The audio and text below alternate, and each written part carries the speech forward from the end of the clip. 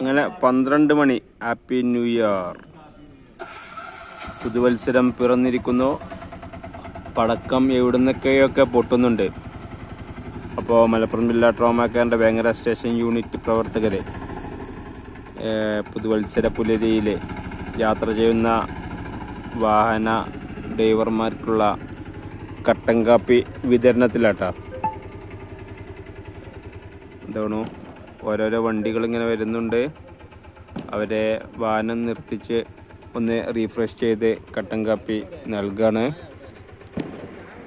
ഇതിപ്പോൾ എയർപോർട്ട് റോഡിൽ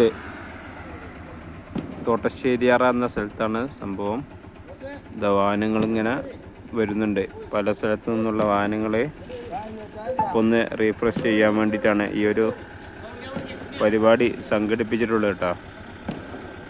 മലപ്പുറം ജില്ലാ ട്രോമാ കെയറിൻ്റെ വിവിധ സ്റ്റേഷൻ യൂണിറ്റുകളിലെ വിവിധ സ്ഥലങ്ങളിലായിട്ട് ഈ ഒരു പരിപാടി ഇന്ന് മലപ്പുറം ജില്ലയുടെ പല ഭാഗത്തായിട്ട് നടത്തുന്നുണ്ട്.